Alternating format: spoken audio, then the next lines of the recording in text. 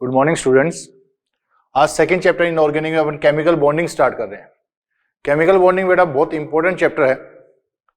अगर chemical bonding अपने को नहीं समझ में आया तो आगे की बातें भी समझ में नहीं आएंगे। इनऑर्गेनिक की मेन बेसिक पॉइंट यही है, बॉन्ड क्यों बनता है, किस लिए बनता है, किस बॉन्ड के बनने के लिए क्या क्या चाहिए अपने को, और किस बॉन्ड के बनने से क्या क्या फर्क पड़ता है। तो पहली बात करते हैं अपन, बॉन्ड फॉर्मेशन क्यों नेसेसरी है, क्यों जरूरी है। बेटा दो एटम जब पास पास आते हैं तो उनके बीच में, दो एटम जब पास पास आते हैं तो उनके बीच में दो फोर्स वर्क करते हैं। दोनों इलेक्ट्रॉन, दोनों के न्यूक्लियस एंड दोनों के इलेक्ट्रॉन, अगर एक का न्यूक्लियस और एक का इलेक्ट्रॉन लें तो इनके बीच में अट्रैक्शन फोर्स लगेगा, इनके बीच में भी अट्रैक्शन फोर्स लगेगा, यहाँ रिपल्शन फोर्स लगेगा, और बेटा जी यहाँ भी क्या लगेगा, रिपल्शन फोर्स लगेगा। तो दो टाइप के फोर्स आ गए, एक तो रिपल्शन फोर्स आ गया, दूसरा कौन सा आ गया, अट्रैक्शन फोर्स आ गया। दोनों न्यूक्लियस, दोनों एटम के न्यूक्लियस एंड दोनों के इलेक्ट्रॉनों के बीच में कौन सा लगेगा, रिपल्शन फोर्स लगेगा, और एक के न्यूक्लियस और दूसरे के इलेक्ट्रॉन के बीच में कौन सा लगेगा, अट्रैक्शन फोर्स लगेगा। अगर बेटा जी ये अट्रैक्शन फोर्स ज्यादा हो किससे, रिपल्शन फोर्स से, ये अट्रैक्शन फोर्स ज्यादा हुआ किससे, रिपल्शन फोर्स से, तो ये दोनों क्या होंगे, पास पास आएंगे, और ये तब तक पास पास आते रहेंगे जब तक कि क्या नहीं हो जाए, कि ये अट्रैक्शन फोर्स इक्वल नहीं हो जाए किसके, रिपल्शन फोर्स के। जब ये अट्रैक्शन फोर्स रिपल्शन फोर्स के इक्वल हो गया तो इसको कहते हैं बॉन्ड फॉर्मेशन कंडीशन। क्या कहते हैं, बॉन्ड फॉर्मेशन कंडीशन कहते हैं। दोबारा सुनना, जब दो एटम पास पास आते हैं तो उनके बीच में दो टाइप के फोर्स डेवलप होते हैं, एक तो अट्रैक्शन फोर्स डेवलप होता है, दूसरा रिपल्शन फोर्स डेवलप होता है।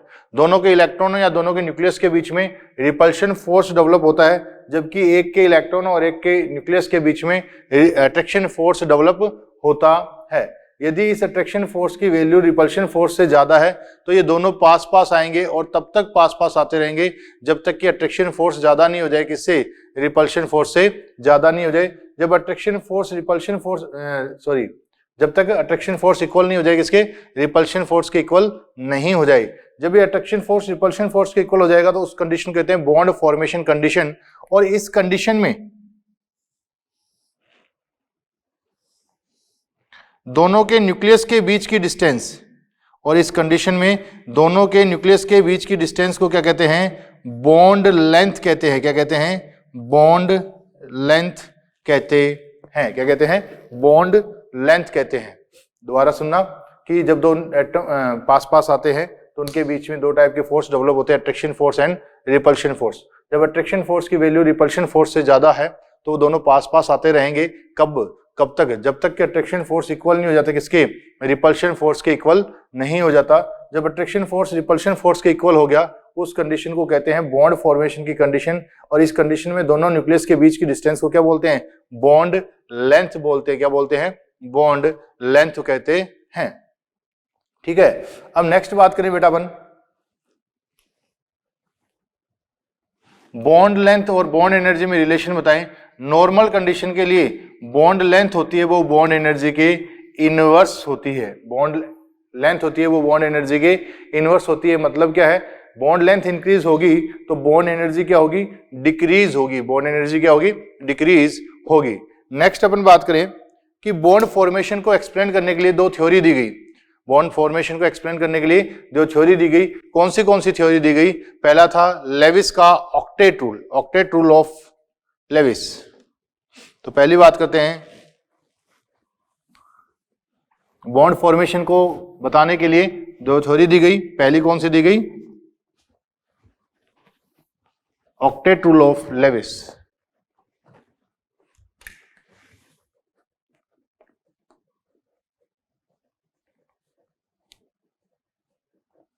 लेविस का ऑक्टेट रूल बेटा एक न्यूलैंड का ऑक्टेट रूल था, ऑक्टेव रूल था। ठीक है, न्यूलैंड का ऑक्टेव रूल क्या कह रहा था, न्यूलैंड का ऑक्टेव रूल तो पीरियोडिक टेबल में अपने बात की थी। उसने कहा था कि जब एलिमेंट्स को उनके इंक्रीजिंग ऑर्डर मॉलिक्यूलर वेट के हिसाब से, इंक्रीजिंग मॉलिक्यूलर वेट के हिसाब से अरेंज किया जाए तो आने वाला 8वां इलेक्ट्रॉन, आने वाला 8th एलिमेंट, आने वाला एट्थ एलिमेंट अपने से पहले एलिमेंट के साथ नेचर में सेम होता है, मतलब उनके कैरेक्टर्स कैसे होते हैं, सेम मिलते हैं। जैसे लिथियम, उस टाइम किसकी डिस्कवरी नहीं हुई थी, इनर्ट गैस की डिस्कवरी नहीं हुई थी। इनमें बात करें, ये क्या कहता है, ये कहता है लेविस क्या कहता है, लेविस कहता है कि जिनके आउटर मोस्ट में 8 इलेक्ट्रॉन होते हैं, लेविस कहता है elements which have 8 electron in outer most shell are stable, कि एलिमेंट्स विच जिनके आउटर मोस्ट में 8 इलेक्ट्रॉन होते हैं वो कैसे होते हैं, स्टेबल नेचर के होते हैं। कैसे होते हैं, स्टेबल नेचर के होते हैं। परंतु जिनके आउटर मोस्ट में 8 इलेक्ट्रॉन नहीं होते, जिनके आउटर मोस्ट में 8 इलेक्ट्रॉन नहीं होते, वे अपने आउटर मोस्ट में 8 इलेक्ट्रॉन कंप्लीट करने की कोशिश करते हैं। कैसे कैसे कर सकते हैं, या तो इलेक्ट्रॉन डोनेट कर कर, या इलेक्ट्रॉन गेन कर कर, या इलेक्ट्रॉनों की शेयरिंग करके अपने आउटर मोस्ट में 8 इलेक्ट्रॉन कितने, 8 इलेक्ट्रॉन कंप्लीट करने की कोशिश करते हैं। तो बोले अपन एलिमेंट्स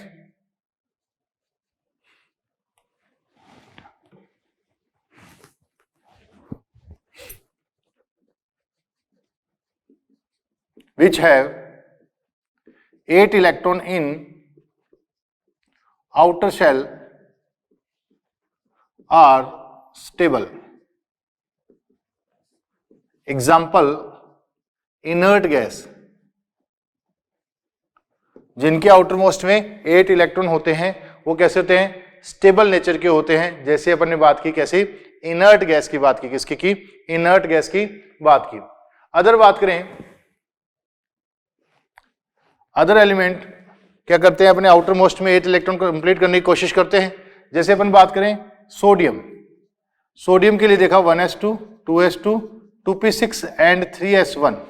क्या है, 3s1 है। ये कौन है, n है। ये कौन है, n-1 है। और ये कौन है बेटा जी, n-2 है। अगर मैं किसको 3 नंबर को n बोलूं तो 2 नंबर शेल क्या होगा, n-1 होगा। 3 नंबर शेल को क्या होगा, n-2 होगा। तो बेटा जी n में इलेक्ट्रॉन कितने हैं, n में 1 इलेक्ट्रॉन है। कितने हैं, 1 इलेक्ट्रॉन है। मैं अब 1 इलेक्ट्रॉन है आउटर मोस्ट शेल में, या तो मैं क्या करूं, 7 इलेक्ट्रॉन गेन कर लूं या एक डोनेट कर लूं। कौन सा इजी है, 1 इलेक्ट्रॉन डोनेट करना इजी है। तो 1 इलेक्ट्रॉन डोनेट करते ही मैं किस में चल जाऊंगा, सोडियम +1 में चल गया। तो इधर क्या बन गया, 1s2, 2s2, 2p6 बन गया। यहाँ कितने इलेक्ट्रॉन हो गए बेटा, 8 इलेक्ट्रॉन हो गए। कितने हो गए, 8 इलेक्ट्रॉन अपने पास आ गए। ऐसे ही नेक्स्ट बात करें क्लोरीन के लिए, क्लोरीन के लिए बात करें 1s2, 2s2, 2p6, 3s2 and 3p5। ये कितने हैं, 7 इलेक्ट्रॉन है। कितने हैं, 7 इलेक्ट्रॉन है। 7 इलेक्ट्रॉन का मतलब क्या हुआ, उसके आउटर मोस्ट में 7 है, तो मतलब या तो 1 इलेक्ट्रॉन गेन कर ले या 7 डोनेट कर दे। कौन सा इजी है बेटा, 1 इलेक्ट्रॉन गेन करना इजी है, तो उसने 1 इलेक्ट्रॉन लिया। तो 1s2, 2s2, 2p6, 3s2, 3p6 बन गया। यहाँ कितने इलेक्ट्रॉन हो गए बेटा, 8 इलेक्ट्रॉन हो गए। कितने अपने पास, 8 इलेक्ट्रॉन कंप्लीट हो चुके हैं। अब बेटा देखो केटाइन एंड एनाइन बन गया। ऑपोजिट चार्ज क्या लगाएंगे, एक दूसरे पर अट्रैक्शन फोर्स लगाएंगे, पास पास आएंगे। Na+ एंड Cl-, इन दोनों के बीच में कौन सा बॉन्ड बनेगा, आयनिक बॉन्ड बनेगा। कौन सा, आयनिक बॉन्ड बन जाएगा। इन दोनों के बीच में आयनिक बॉन्ड बनेगा। ओके, नेक्स्ट अगर अपन बात करें, नेक्स्ट बात करें किसके लिए, नेक्स्ट बात करें जैसे Cl एंड Cl टकराया, कौन कौन, Cl एंड Cl एक दूसरे से टकराएं, तो एक Cl के पास कितने होते हैं, 7 इलेक्ट्रॉन होते हैं। दूसरे Cl के पास भी कितने हैं, 7 इलेक्ट्रॉन है।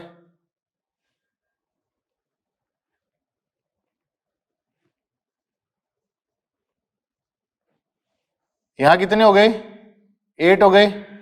यहां कितने हो गए, 8 हो गए। तो दोनों के पास कितने कितने हो गए, 8 इलेक्ट्रॉन हो गए। कितने हो गए, 8 इलेक्ट्रॉन। ठीक है, 2 2 4 2 6 2 8, 2 2 4 2 6 2 8, दोनों के पास कितने हो गए, 8 इलेक्ट्रॉन हो चुके हैं। कितने हो चुके हैं, 8 इलेक्ट्रॉन हो चुके हैं। तो इसका ऑक्टेट भी कैसा हो गया,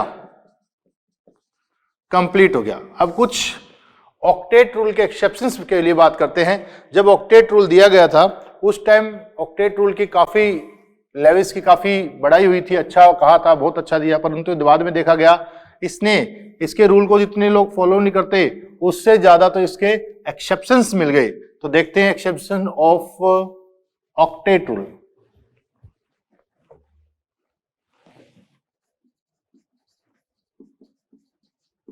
ऑफ ऑक्टेट रूल। सबसे पहली बात करते हैं हाइपोवैलेंट।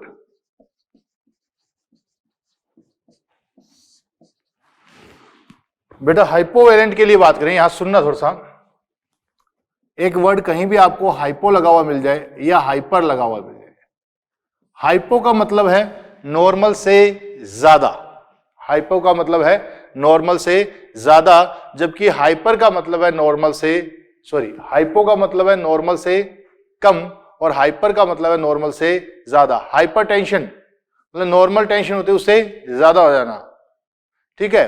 तो कोई भी चीज में ज्यादा हो जाता है उसको बोलते हैं हाइपर वर्ड यूज करते हैं, और कम हो जाए तो उसके लिए क्या यूज करते हैं, हाइपो वर्ड यूज करते हैं। क्या यूज करते हैं, हाइपो वर्ड यूज करते हैं। तो हाइपोवैलेंट की बात करें, compounds which have less than 8 electron, compounds which have less than 8 electron known as hypovalent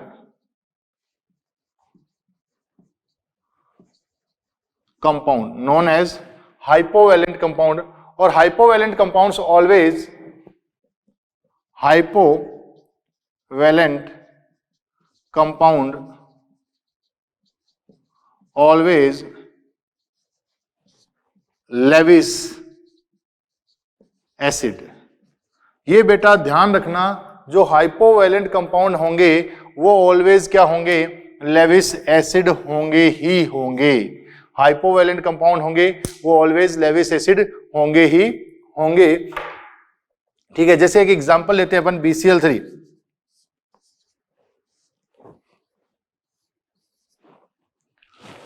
boron के आउटर मोस्ट में कितने इलेक्ट्रॉन होते हैं, बोरॉन के आउटर मोस्ट में 3 इलेक्ट्रॉन होते हैं, 1 2 एंड 3।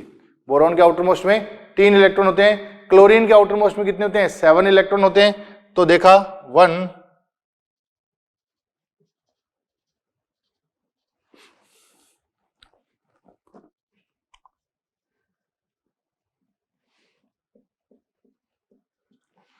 तो यहां अपन ने देखा बोरोन कंपाउंड बना, सेंट्रल एटम के लिए नॉर्मली बात करते हैं अपन, सेंट्रल एटम के लिए बात की तो बोरोन के आउटर मोस्ट में कितने इलेक्ट्रॉन हुए बेटा, 6 इलेक्ट्रॉन ही हुए। कितने हुए, 6 इलेक्ट्रॉन ही आ रहे हैं। ऐसे अदर कंपाउंड भी है, जैसे मैं बात करूं BeCl2, तो यहां बेरिलियम के आउटर मोस्ट में कितने, 2 इलेक्ट्रॉन होते हैं, इसने 2 यहां लगा दिए। क्लोरीन के कितने होते हैं, 7 इलेक्ट्रॉन होते हैं। कितने होते हैं, 7 इलेक्ट्रॉन होते हैं।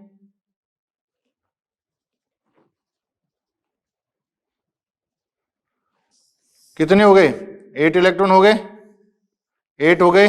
और यहां कितने हो गए, 4 इलेक्ट्रॉन हो गए। कितने हो गए, 4 इलेक्ट्रॉन हो गए।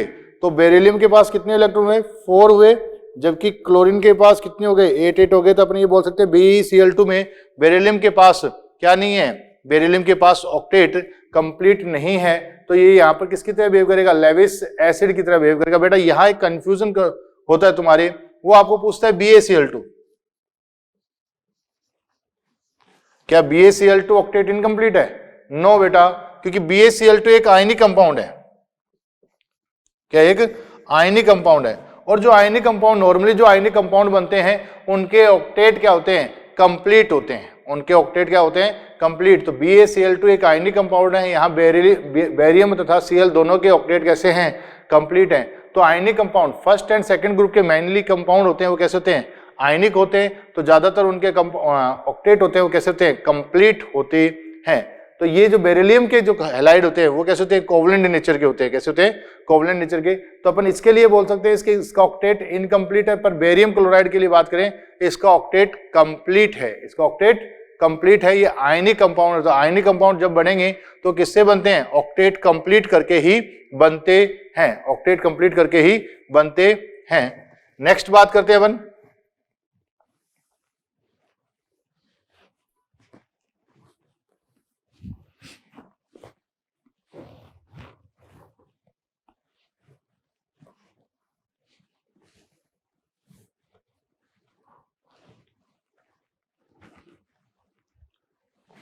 सेकंड बात करें हाइपरवैलेंट।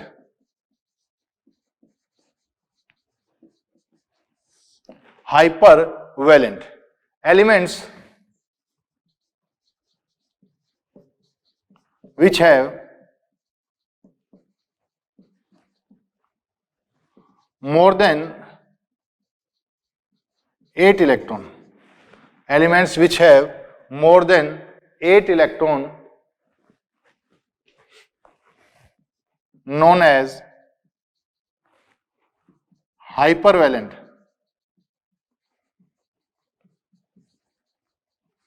compound, known as hypervalent compound, elements which have more than 8 electron known as hypervalent compound। क्या कहते हैं उनको? hypervalent compound कहते हैं।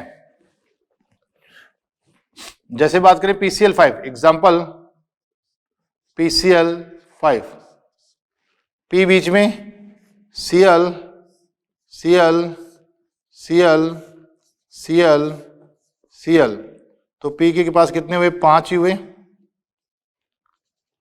इधर से आया 1 2, कितने हो गए? 10 इलेक्ट्रॉन हो गए। कितने हो गए? तो ये क्या कहलाएगा? Hyper valent compound. IF7 की बात करें, IF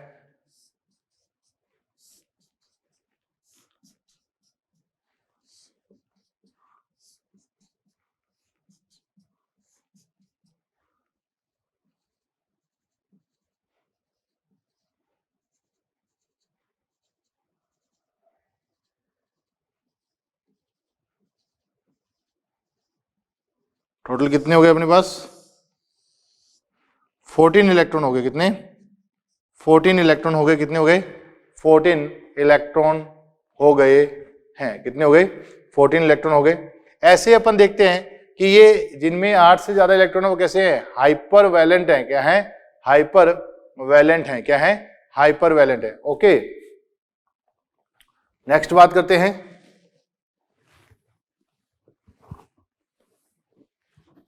थर्ड एक्सेप्शन है ऑड इलेक्ट्रॉन स्पीसीज।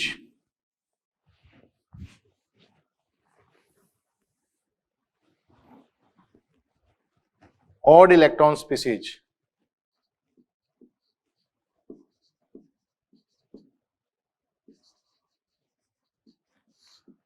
कुछ ऐसे कंपाउंड होते हैं जिनके पास ऑड नंबर में इलेक्ट्रॉन होते हैं। वो भी एक्सेप्शन है किसके बेटा? अपने ऑक्टेट रूल के। जैसे सबसे पहले मैं बात करूं NO2,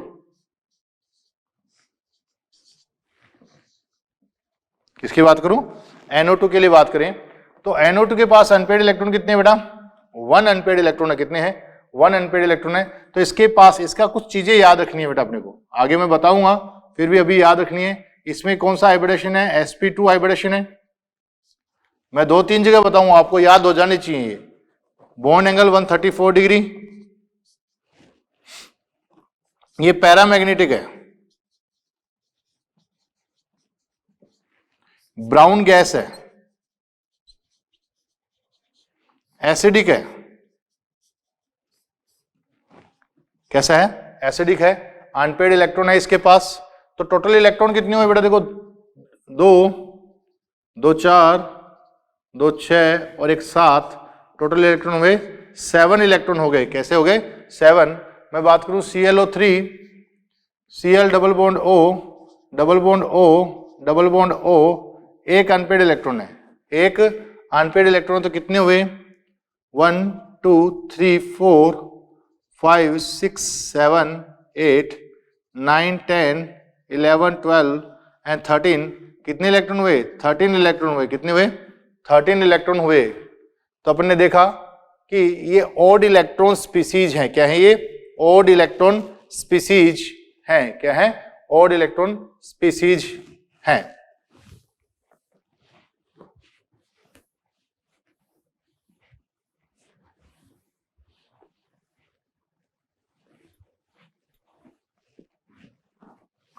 नेक्स्ट बात करते हैं अपन,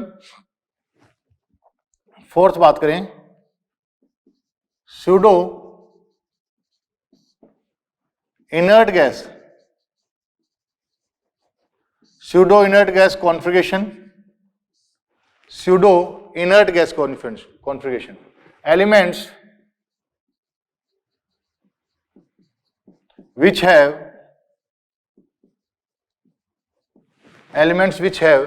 18 electron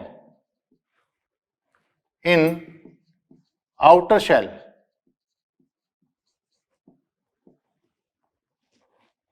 represent pseudo inert gas configuration. Pseudo inert gas configuration क्या? Elements which have कितने 18 electron in outer most shell represent pseudo inert gas configuration. क्या रिप्रेजेंट करते हैं? Pseudo inert gas configuration represent करते हैं जिनके आउटर मोस्ट में कितने 18 इलेक्ट्रॉन होते हैं. अपन बात करें बेटा जी, मैंने बात की zinc 1s2 2s2 2p6 3s2 3p6 3d10 and 4s2. अभी मेरे पास क्या है? आउटर मोस्ट में 2 इलेक्ट्रॉन है. कितने हैं? 2 इलेक्ट्रॉन है. परंतु जैसे ही मैं Zn+2 बनाऊंगा, क्या बनाऊंगा? Zn+2 क्या बन जाएगा? 1s2 2s2 2p6 3s2 3p6 and 3d10 बन जाएगा. इलेक्ट्रॉन कितने हो जाएंगे अपने पास? 18 इलेक्ट्रॉन हो जाएंगे. कितने हो जाएंगे? 18 इलेक्ट्रॉन हो जाएंगे. जैसे मैं कॉपर के लिए बात करूं, किसके लिए? Copper 1s2 2s2 2p6 3s2 3p6 3d10 4s1 है बेटा. मैं कॉपर +1 बनाऊंगा तो मैं एक इलेक्ट्रॉन रिमूव कर दूंगा ये वाला, तो इसका इलेक्ट्रॉनिक कॉन्फ़िगरेशन कितना हो जाएगा? ये इसके आउटर मोस्ट में कितने हो जाएंगे बेटा? 18 इलेक्ट्रॉन हो जाएंगे. 18 इलेक्ट्रॉन अपने पास हो जाएंगे. कितने हो जाएंगे?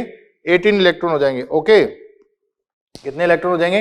18 इलेक्ट्रॉन हो जाएंगे. तो इनको बोलते हैं स्यूडो इनर्ट गैस कॉन्फ़िगरेशन. क्या बोलते हैं? स्यूडो इनर्ट गैस कॉन्फ़िगरेशन बोलते हैं. क्या बोलते हैं? स्यूडो इनर्ट गैस कॉन्फ़िगरेशन कहते हैं. नेक्स्ट बात की जाए इनर्ट गैस कॉन्फ़िगरेशन या इनर्ट गैस कॉन्फ़िगरेशन, सॉरी बात कर चुके हैं. इनर्ट पेयर इफेक्ट नेक्स्ट बात कर रहे हैं. Inert pair effect. 5th number, inert pair effect. Inert pair effect क्या है बेटा? इनर्ट पेयर इफेक्ट के लिए अगर बात करें तो इनर्ट पेयर इफेक्ट कुछ एलिमेंट, स्पेशल एलिमेंट्स के लिए रिप्रेजेंट किया जाता है. मतलब जिनके पास 18+2 इलेक्ट्रॉन. 18+2 इलेक्ट्रॉन का मतलब n-1 में 18 इलेक्ट्रॉन होंगे और n में कितने 2 इलेक्ट्रॉन अपने पास होंगे, तो उसे कहेंगे 18+2 इलेक्ट्रॉन कॉन्फ़िगरेशन को अपन बोलते हैं इनर्ट पेयर इफेक्ट बोलते हैं. क्या कहते हैं? Inert pair effect. Elements which have 18+2 electron known as elements which have 18+2 electron known as inert pair effect. Inert pair effect, elements which have 18+2 electron known as inert pair effect. क्या कहते हैं? Inert pair effect कहते हैं. ठीक है. जैसे अपन बात करें टीएल. टीएल के लिए लिखे अपन, क्या लिखें? या टीएल से पहले अपन गैलियम के लिए बात कर लेंगे, आपके लिए इजी हो जाएगा. जैसे गैलियम के लिए बात करें, उसके बाद टीएल के लिए बता देंगे.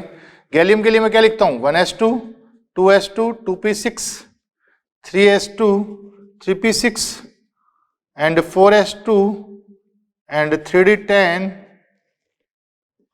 and 4p1 लिखते हैं. तो अपन इसको ऐसे लिख सकते हैं इकट्ठा करके. कैसे?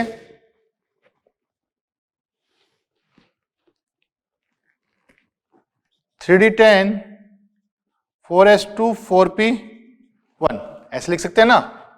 ऐसे लिखा अपन ने. तो ये कौन हो गया बेटा? n. ये कौन हो गया? n-1. तो अगर ऐसे ही थैलियम के लिए लिखते तो थैलियम के लिए आउटर मोस्ट का लिखते तो क्या लिख देते? थैलियम कौन से पीरियड का है? 6th पीरियड का है. कौन से का है? 6th पीरियड का. तो थैलियम के लिए क्या लिखते? 5s2 यहाँ क्या था 5p6 5d10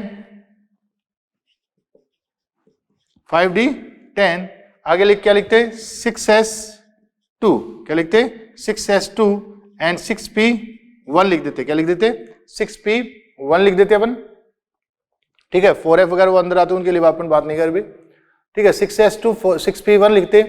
तब बात करें अपन क्या कि अगर ये इलेक्ट्रॉन रिमूव कर दें तो अंदर अपने पास कितने बचेंगे, 2 तो ये रहेंगे और क्या रहेंगे 18 ये रहेंगे। तो अपन बात करें, अगर इसमें बात कर लें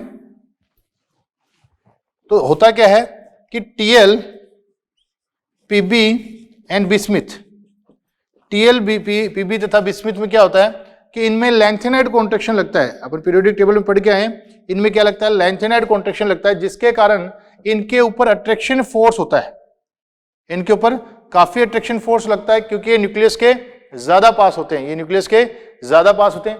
न्यूक्लियस के पास होंगे तो इनको निकालना आसान नहीं होगा, किसके कंपेयर में, इसके कंपेयर में। ये न्यूक्लियस से इसके कंपेयर में दूर है ना, तो कितने इलेक्ट्रॉन निकलेंगे, एक ही इलेक्ट्रॉन निकला तो Tl पर कितना ऑक्सीडेशन स्टेट आता है, +1 ऑक्सीडेशन स्टेट आता है। कितना आता है, +1। ऐसे ही Pb में यहां पर क्या आएगा 2 आएगा, यहां पर क्या आएगा 2, क्योंकि उनका कॉन्फ़िगरेशन क्या होता है NS2 NP2 होता है। तो यही इलेक्ट्रॉन बाहर निकलेंगे, ये नहीं निकल पाएंगे, तो यहां पर कितना आएगा Pb+2 आएगा, क्या आएगा Pb+2। ऐसे ही बात करें NS2 NP3, NS2 NP3, ये इलेक्ट्रॉन तो बाहर रिमूव हो जाएंगे, परंतु ये रिमूव नहीं हो पाएंगे, तो यहां क्या आएगा Pb+3 आएगा, क्या आएगा Pb+3 आएगा। तो Tl पर +1, Pb पर +2, बिस्मिथ पर +3, इनके अंदर क्या आ गया इनर्ट पेयर इफेक्ट रिप्रेजेंट करेंगे। ये क्या करेंगे, इनर्ट पेयर इफेक्ट। तो इससे बेटा जी बात करें, इस इनर्ट पेयर इफेक्ट के कारण अच्छे क्वेश्चन बनते हैं ब्लॉक केमिस्ट्री के, वो यही बात करते हैं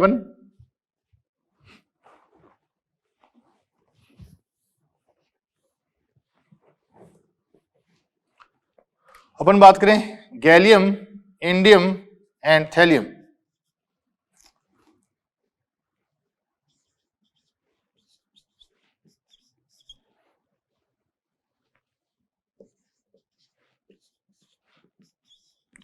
अगर इनके लिए बात करें, गैलियम के लिए बात करें, गैलियम के लिए +3 एंड +1, +3 एंड +1, +3 एंड +1, +2 एंड +4, +2 +4, +2 +4, +3 +5, +3 +5, +3 +5। भाई अगर इस ग्रुप के लिए बात करें तो इसमें क्या होता है बेटा, NS2NP1 इलेक्ट्रॉन कॉन्फ़िगरेशन होता है। इसका क्या होता है बेटा जी, NS2NP2 होता है। इसका क्या होता है बेटा जी, NS2NP3 होता है। तो यहां क्या होता है NS2NP1, NS2NP2, NS2NP3 होता है, ठीक है। तो अपन बात करें यहां पर कौन से इलेक्ट्रॉन रिमूव हो पाएंगे, यहां पर टॉप टू बॉटम जाते हैं तो जेड इफेक्ट यहां बहुत ज्यादा हो गया, तो यहां पर एक ही इलेक्ट्रॉन रिमूव हो पाएगा, कितना, एक ही इलेक्ट्रॉन रिमूव हो पाएगा। तो यहां कौन सी ऑक्सीडेशन स्टेट ज्यादा स्टेबल होगी, तो Tl में +1 ऑक्सीडेशन स्टेट ज्यादा स्टेबल होती है, Tl में +1 ऑक्सीडेशन स्टेट ज्यादा स्टेबल होती है। जबकि यहां बात करें +3 और यहां भी बात करें +3 ऑक्सीडेशन स्टेट ज्यादा स्टेबल होती है। अगर मैं यहां बात करूं +4 यहां +2, यहां किसकी +5 और यहां पर +3 ऑक्सीडेशन स्टेट ज्यादा स्टेबल होती है। +5 +3 उसमें, इसमें +2, इसमें +1, इसे ही बोलते हैं इनर्ट पेयर इफेक्ट। तो कहते हैं कि पी ब्लॉक में टॉप टू बॉटम जाने पर अपर ऑक्सीडेशन स्टेट की स्टेबिलिटी डिक्रीज होती है और लोअर ऑक्सीडेशन स्टेट की स्टेबिलिटी इंक्रीज होती है। लोअर ऑक्सीडेशन स्टेट की स्टेबिलिटी इंक्रीज होती है, अपर ऑक्सीडेशन स्टेट की स्टेबिलिटी डिक्रीज होती है। इसीलिए किसके कारण, ये किसके कारण हुआ, इनर्ट पेयर इफेक्ट के कारण। किसके कारण, इनर्ट पेयर इफेक्ट के कारण। किसके कारण, इनर्ट पेयर इफेक्ट के कारण।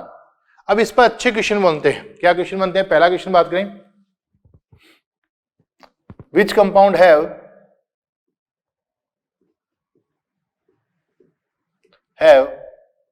मैक्सिमम ऑक्सीडाइजिंग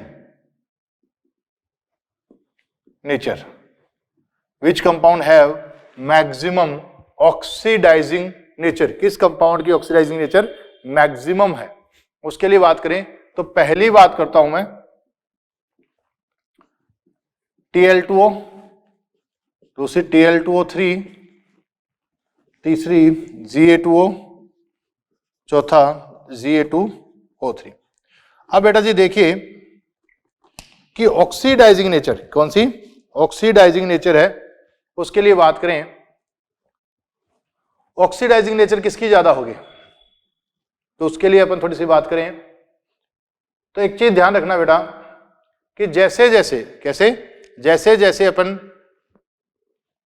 ऑक्सीडाइजिंग नेचर है क्या, पहले ये समझिए, किसी से इलेक्ट्रॉन रिमूव करना, किसी से इलेक्ट्रॉन रिमूव कर देना, उसका क्या कर देना ऑक्सीडेशन कर देना, किसी को इलेक्ट्रॉन दे देना, उसका क्या कर देना रिडक्शन कर देना, खुद का इसका ऑपोजिट होता है।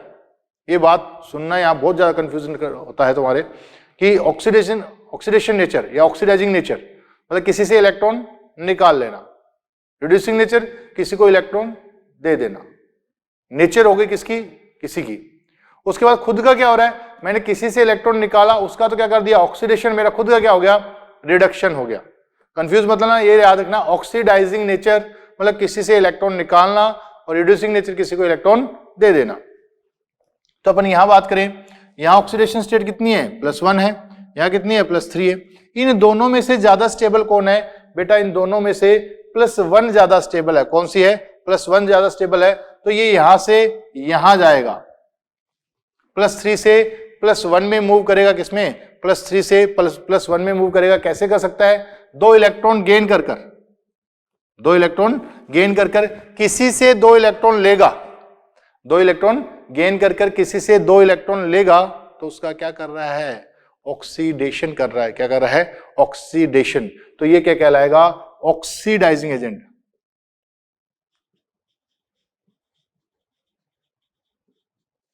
क्या कहलाएगा ऑक्सीडाइजिंग एजेंट कहलाएगा, कौन Tl2O3। क्या Tl2O3 क्या कहलाएगा ऑक्सीडाइजिंग एजेंट कहलाएगा। अगर मैं बात करता नेक्स्ट बात करता विच compound have maximum reducing nature, which compound have maximum reducing nature, तो बेटा जी रिड्यूसिंग नेचर किसी को इलेक्ट्रॉन देना, तो यहां पर कितनी ऑक्सीडेशन स्टेट है +1, यहां पर कितनी है +3, दोनों में से ज्यादा स्टेबल कौन है, दोनों में से ज्यादा स्टेबल +3 है, क्या है +3 ऑक्सीडेशन स्टेट ज्यादा स्टेबल है। तो यहां पर क्या होगा +3 +1 से +3 की ओर आएगा, +1 से +3 की ओर मूव करेंगे, +1 से +3 की ओर मूव करेंगे तो क्या होगा इलेक्ट्रॉन निकलेंगे, इलेक्ट्रॉन निकल के अपन किसी दूसरे को देंगे, कितने इलेक्ट्रॉन निकलेंगे 2 इलेक्ट्रॉन निकलेंगे, तो ये क्या कहलाएगा रिड्यूसिंग एजेंट। क्या कहलाएगा रिड्यूसिंग एजेंट कहलाएगा, क्या कहलाएगा रिड्यूसिंग एजेंट, कौन सा 3 नंबर वाला क्या कहलाएगा रिड्यूसिंग एजेंट कहलाएगा। तो अपने को पता लग गया कि ऑक्सीडाइजिंग एजेंट कौन है और रिड्यूसिंग एजेंट कौन है। बात समझ में आ गई कि ऑक्सीडाइजिंग एजेंट कौन है जो इलेक्ट्रॉन किसी से निकालता है और रिड्यूसिंग एजेंट कौन है जो किसी को इलेक्ट्रॉन देता है। तो इन चारों में बात करें कि इन चारों में अच्छा ऑक्सीडाइजिंग एजेंट कौन सा है Tl2O, और अच्छा रिड्यूसिंग एजेंट कौन सा है, नहीं सॉरी अच्छा ऑक्सीडाइजिंग एजेंट कौन सा है Tl2O3, और अच्छा रिड्यूसिंग एजेंट कौन सा है Ga2O, अच्छा रिड्यूसिंग एजेंट है। ऐसे ही क्वेश्चन और बनते हैं, उनके लिए बात करें, ऑप्शन चेंज करता हूं मैं,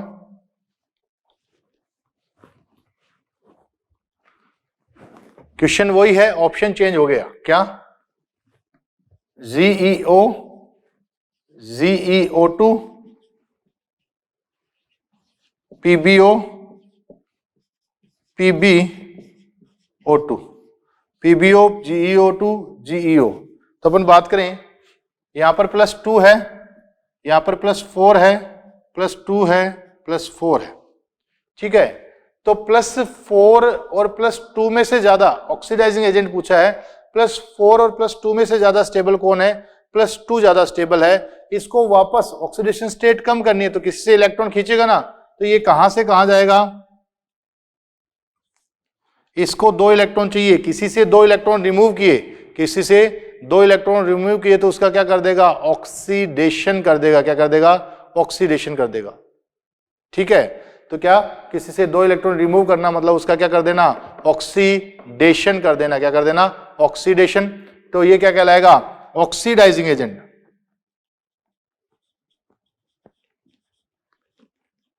क्या कहलाएगा, ऑक्सीडाइजिंग एजेंट कहलाएगा, क्या कहलाएगा, ऑक्सीडाइजिंग एजेंट। ठीक है, इन दोनों में बात करें, इन दोनों में बात करें तो इन दोनों में से ज्यादा स्टेबल कौन है, इन दोनों में से ज्यादा स्टेबल +2 है या +4 है, इन दोनों में से ज्यादा स्टेबल +4 है, तो ये कहां जाएगा, यहां जाएगा, क्या करके, 2 इलेक्ट्रॉन रिमूव करके, क्या करके, 2 इलेक्ट्रॉन रिमूव करके। तो ये क्या कहलाएगा, जीईओ क्या कहलाएगा, रिड्यूसिंग एजेंट कहलाएगा।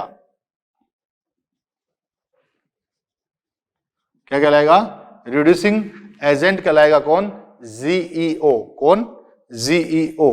तो अपने को पता लग गया, अच्छा ऑक्सीडाइजिंग एजेंट कौन है, Pb+4 कंडीशन में कैसा होता है, ऑक्सीडाइजिंग एजेंट होता है, जबकि जर्मेनियम +2 में कैसा होता है, अच्छा रिड्यूसिंग एजेंट होता है। बेटा वो ऑक्सीजन नहीं देके आपको सीधा सीधा क्या दे देगा, ऑक्सीडाइजिंग ऑक्सीडेशन स्टेट दे देगा, तो उससे भी सेम ही आंसर अपने पास आएगा। तो नेक्स्ट बात करते हैं अपन, इसी पर एक क्वेश्चन और बन जाता है, उसके लिए बात करें।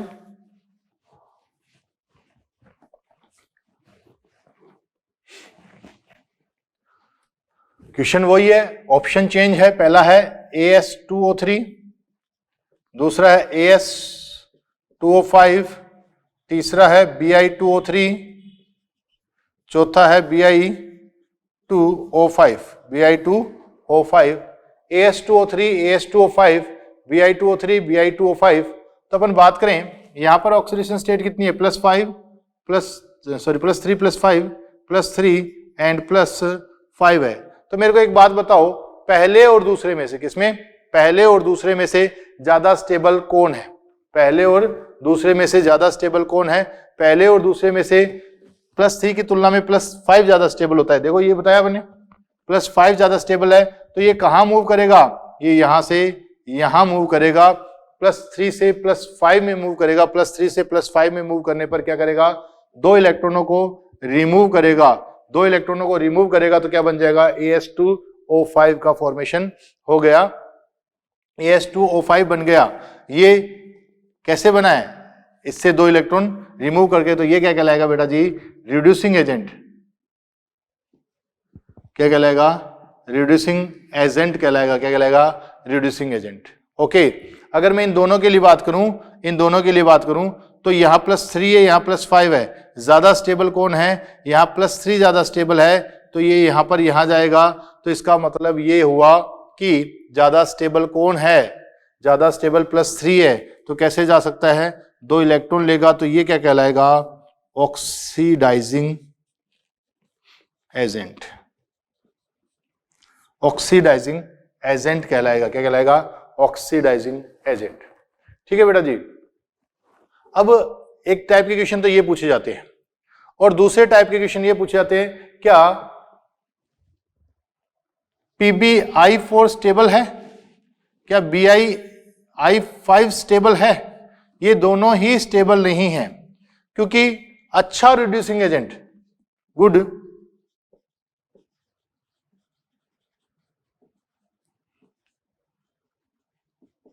एंड गुड ऑक्सीडाइजिंग एजेंट,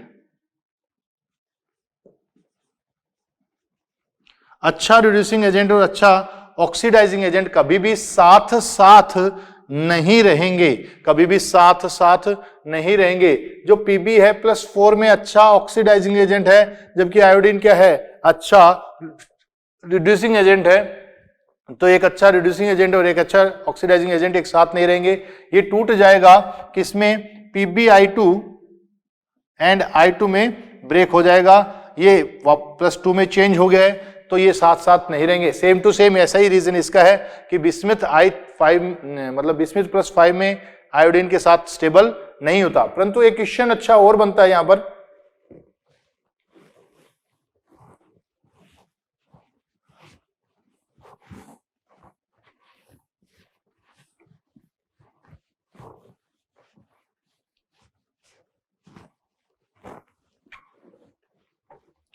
अच्छा क्वेश्चन क्या बनता है वो बात करें कि which type ion present in TlI3 stable TlI3।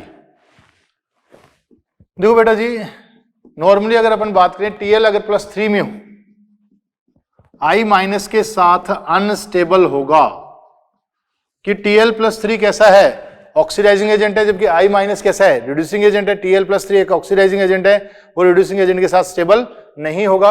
अगर मैं बात करूं तो क्या पहले बात करो Tl+3 एंड I माइनस, दूसरी बात करें अपन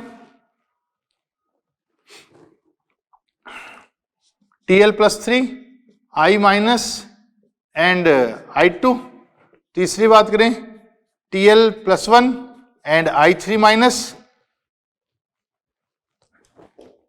फोर्थ बात करें ऑल ऑफ दिस, तो आंसर आएगा अपना थर्ड।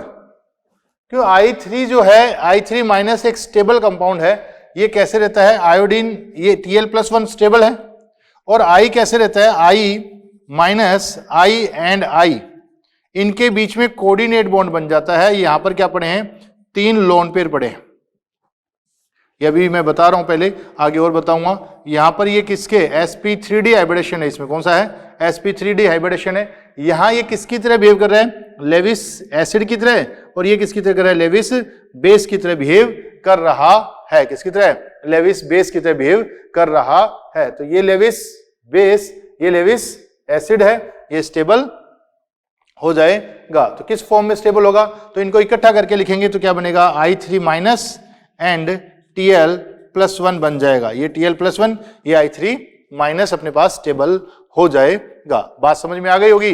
नेक्स्ट बात करते हैं अपन, तो ये एक थ्योरी हो गई अपने पास, कौन सी, ऑक्टेट रूल, किसका, लेविस का ऑक्टेट रूल हो गया, फर्स्ट थ्योरी हो गई। नेक्स्ट बात करते हैं पोटेंशियल एनर्जी थ्योरी, कौन सी, पोटेंशियल एनर्जी थ्योरी की बात करते हैं।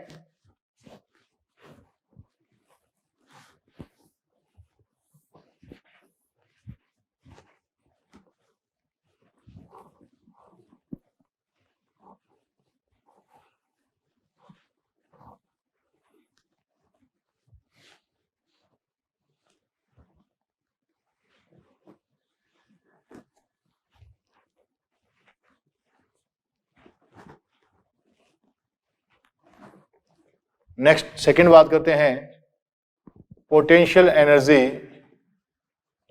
थ्योरी। पोटेंशियल एनर्जी थ्योरी की बात करें, किसकी, पोटेंशियल एनर्जी थ्योरी की बातें करें। देखो ये फिजिक्स पर बेस्ड है, किस पर बेस्ड है, फिजिक्स पर बेस्ड है। इसमें अगर दो चार्ज, ये Q1 है, ये Q2 है, Q1 एंड Q2 दो चार्ज हैं, कौन से, Q1 एंड Q2, उनके बीच की डिस्टेंस कितनी है, उनके बीच की डिस्टेंस R है। तो उनके बीच में फोर्स कितना लगेगा बेटा, कि Q1 Q2 अपॉन R², और पोटेंशियल एनर्जी कितनी होगी, कि Q1 Q2 अपॉन R होगी। कितनी होगी, के Q1 Q2 अपॉन R होगी। अब बेटा जी इसको अपन अप्लाई करें किस पर, केमिस्ट्री पर अप्लाई करें। अब दो चार्ज है, तो ये चार्ज कैसे कैसे हो सकते हैं बेटा, दोनों पॉजिटिव पॉजिटिव हो सकते हैं, दोनों नेगेटिव नेगेटिव हो सकते हैं, एक पॉजिटिव और दूसरा नेगेटिव हो सकता है, दोनों पॉजिटिव पॉजिटिव हो सकते हैं, दोनों नेगेटिव नेगेटिव हो सकते हैं, एक पॉजिटिव और एक नेगेटिव हो सकता है। अगर इनकी बात करें तो यहां कौन सा फोर्स लगेगा, रिपल्शन फोर्स लगेगा, और यहां कौन सा लगेगा, अट्रैक्शन फोर्स लगेगा। दोनों पॉजिटिव पॉजिटिव, दोनों नेगेटिव नेगेटिव, एक पॉजिटिव एक नेगेटिव, तो यहां कौन सा फोर्स लगेगा, यहां अट्रैक्शन फोर्स लगेगा। कौन सा लगेगा, अट्रैक्शन का फोर्स लगता है। कौन सा फोर्स लगता है, अट्रैक्शन फोर्स लगता है। ठीक है, अब बात करते हैं अपन, इसको अप्लाई करते हैं। ये दोनों क्या हो गए, न्यूक्लियस हो गए, ये दोनों क्या हो गए, ये दोनों न्यूक्लियस हो गए, ये दोनों क्या हो गए, इलेक्ट्रॉन हो गए, और एक न्यूक्लियस और एक इलेक्ट्रॉन हो गया, एक न्यूक्लियस और एक इलेक्ट्रॉन हो गया। अगर मैं बात करूं पहले, जब अट्रैक्शन फोर्स ज्यादा है किससे, रिपल्शन फोर्स से, जब अट्रैक्शन फोर्स ज्यादा हो किससे, रिपल्शन फोर्स से, उस कंडीशन के लिए मैं बात करूं, उस कंडीशन के लिए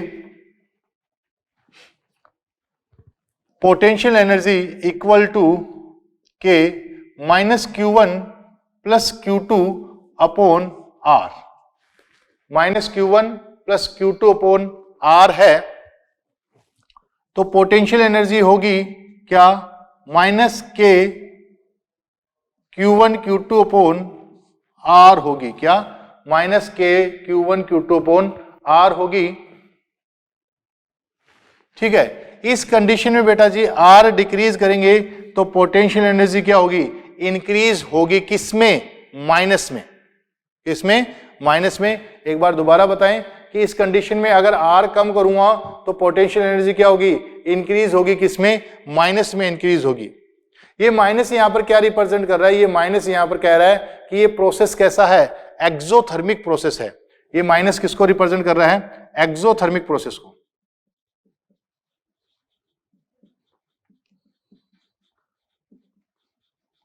किसको, एक्सोथर्मिक प्रोसेस को। सेकंड बात करें, रिपल्शन फोर्स ज्यादा हो किससे, अट्रैक्शन फोर्स से। पहली बात करें अट्रैक्शन फोर्स ज्यादा हो रिपल्शन फोर्स से, दूसरी बात करें रिपल्शन फोर्स ज्यादा हो किससे, अट्रैक्शन फोर्स से।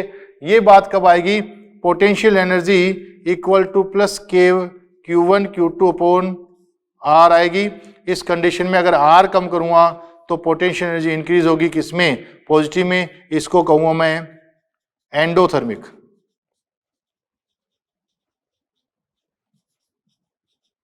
एंडोथर्मिक प्रोसेस क्या कहेंगे, एंडोथर्मिक प्रोसेस कहेंगे।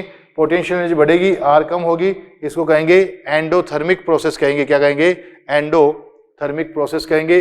अपन बात करें थर्ड बात करें, जब अट्रैक्शन फोर्स इक्वल हो जाए किसके बेटा, रिपल्शन फोर्स के इक्वल हो जाए, उस कंडीशन के लिए बात करूं, जब अट्रैक्शन फोर्स किसके इक्वल हो जाए, रिपल्शन फोर्स के इक्वल हो जाए, तो उस कंडीशन को कहते, क्या कहा था अपन ने, बॉन्ड फॉर्मेशन कंडीशन कहा था। इस कंडीशन में पोटेंशियल एनर्जी क्या होगी बेटा, मिनिमम होगी, क्या होगी, पोटेंशियल एनर्जी मिनिमम से मिनिमम होगी। यह वो एनर्जी होगी जो कंपाउंड बनने के बाद में कंपाउंड के अंदर रह गई है, कंपाउंड बनने के बाद में कंपाउंड के अंदर रह गई है। अगर मैं एक ग्राफ बनाऊं, एक ग्राफ प्लॉट करूं, किनके बीच में, पोटेंशियल एनर्जी एंड आर के बीच में, पोटेंशियल एनर्जी और आर के बीच में दो एटम है मेरे पास। ये पहली कंडीशन है जब अट्रैक्शन फोर्स ज्यादा है किससे, रिपल्शन फोर्स से। जब अट्रैक्शन फोर्स ज्यादा है किससे, रिपल्शन फोर्स से। और उस कंडीशन में क्या होंगे, पास पास आएंगे, क्या आएंगे, एटम पास पास आएंगे। एटम पास पास आएंगे तो आर क्या होगा, कम होगा। आर कम होगा तो पोटेंशियल एनर्जी बढ़ेगी, किसमें, माइनस में बढ़ेगी। पोटेंशियल एनर्जी माइनस में बढ़ेगी तो ये बढ़ गई, बढ़ रही है अट्रैक्शन फोर्स ज्यादा किससे, रिपल्शन फोर्स से। आर कम हो रही है, आर कम हो रही है तो पोटेंशियल एनर्जी बढ़ रही है, किसमें, माइनस में बढ़ रही है। किसमें बढ़ रही है, माइनस में। और माइनस में बढ़ते बढ़ते एक पॉइंट ऐसा आ गया जहां पर क्या हो गया, अट्रैक्शन फोर्स इक्वल हो गया किसके, रिपल्शन फोर्स के इक्वल हो गया। जहां अट्रैक्शन फोर्स इक्वल हो गया किसके, रिपल्शन फोर्स के इक्वल हो गया। इस कंडीशन को अपने क्या कहा है, बॉन्ड फॉर्मेशन कंडीशन कहा है। क्या कहा है, बॉन्ड फॉर्मेशन कंडीशन कहा है। इस कंडीशन में मैं दो बात करता हूं आपसे, एक तो ये पॉइंट मिल रहा है मेरे को और एक ये पॉइंट मिल रहा है मेरे को। इस पॉइंट की बात करें, ये क्या है, पोटेंशियल एनर्जी मिनिमम का पॉइंट है। क्या है, पोटेंशियल एनर्जी मिनिमम का पॉइंट है। ये दूरी किसको दिखा रही है, ये दूरी बॉन्ड लेंथ को रिप्रेजेंट कर रही है, किसको, बॉन्ड लेंथ को। जबकि ये डिस्टेंस है, कौन सी, ये डिस्टेंस है, ये किसको रिप्रेजेंट कर रही है, ये बॉन्ड एनर्जी को। किसको, बॉन्ड एनर्जी।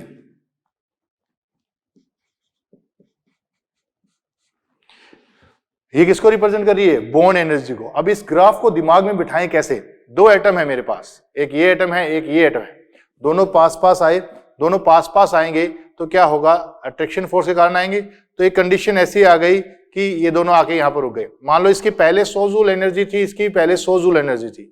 इसकी जब बॉन्ड बना तो मान लो इसकी 80 जूल एनर्जी बाहर रिमूव हो गई, इसकी भी 80 जूल एनर्जी बाहर रिमूव हो गई।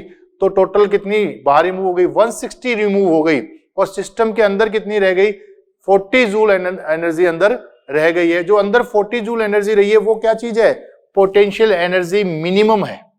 ये बात समझ में आई होगी आपको। मान लो इसकी 80 निकली, पहले 100 जूल थी इस एटम की भी, इसकी भी 100 जूल थी, दोनों पास आए तो 80 जूल इसकी बाहर रिमूव हो गई, 80 जूल इसकी रिमूव हो गई, तो अंदर कितनी रह गई, 40 जूल अंदर रह गई। वो क्या है, पीई मिनिमम है। क्या है, पीई मिनिमम है। नेक्स्ट बात करें, सेकंड बात करें अपन कि दो एटम दोबारा आए हैं, इसकी भी 100 जूल है, इसकी भी 100 जूल है, इसकी 90 जूल बाहर निकल गई, इसकी भी 90 जूल बाहर रिमूव हो गई, तो अंदर कितनी बच गई, 20 जूल अंदर बच गई। ये पीई मिनिमम सेकंड कंपाउंड में कितनी आई, 20 जूल आई, बाहर रिमूव कितनी हुई, 180 रिमूव हो गई। अब मैं इन दोनों को ब्रेक करता हूं वापस, तो पहले को ब्रेक करूंगा तो मेरे को कितनी एनर्जी देनी पड़ेगी, 160 ही वापस देनी पड़ेगी, और दूसरे को ब्रेक करूंगा तो मेरे को कितनी देनी पड़ेगी, 180 ही वापस देनी पड़ेगी। इसका मतलब ये हुआ फर्स्ट को ब्रेक करने में एनर्जी कम देनी पड़ेगी दूसरे कंपेयर में, मतलब सेकंड कंपाउंड ज्यादा स्टेबल है। किसके कंपेयर में, फर्स्ट के कंपेयर में सेकंड कंपाउंड ज्यादा स्टेबल है। सेकंड कंपाउंड ज्यादा स्टेबल है तो उसकी तो अपने स्टेबिलिटी के लिए क्या होना चाहिए, पी मिनिमम कम से कम होनी चाहिए, बॉन्ड एनर्जी ज्यादा से ज्यादा होना चाहिए, अट्रैक्शन फोर्स ज्यादा होना चाहिए, रिपल्शन फोर्स कम होना चाहिए। क्योंकि अट्रैक्शन फोर्स जितना ज्यादा लगेगा ये ग्राफ उतना ज्यादा नीचे की ओर आएगा। तो लिख दें यहां पर for stable compound, stable compound के लिए क्या क्या होना चाहिए, अट्रैक्शन फोर्स ज्यादा, रिपल्शन फोर्स कम, पोटेंशियल एनर्जी मिनिमम कम होनी चाहिए, फोर्थ बॉन्ड एनर्जी ज्यादा, फिफ्थ बॉन्ड लेंथ कम होनी चाहिए। तो ये बातें अपने पता, अट्रैक्शन फोर्स ज्यादा, रिपल्शन फोर्स कम, पोटेंशियल एनर्जी मिनिमम से मिनिमम होनी चाहिए, बॉन्ड एनर्जी ज्यादा से ज्यादा होनी चाहिए, और बॉन्ड लेंथ भी कम होनी चाहिए। तो ये अपने पास दो थ्योरी आई बॉन्ड फॉर्मेशन की। बेटा मेनली जो पूछा जाता है वो सबसे ज्यादा ऑक्टेट रूल से बातें की जाती है, आपको बार बार पूछा जाता है, और उसमें एक स्पेशल ध्यान रखनी है, जितने भी हाइपोवैलेंट कंपाउंड होते हैं वो किसकी तरह बिहेव करते हैं, लेविस एसिड की तरह बिहेव करते हैं। किसकी तरह, लेविस एसिड की तरह बिहेव करते हैं। तो आज की क्लास में अपन इतनी बात करते हैं, बाकी बातें अपन नेक्स्ट क्लास में करेंगे। मिलते हैं नेक्स्ट क्लास में। Thank you.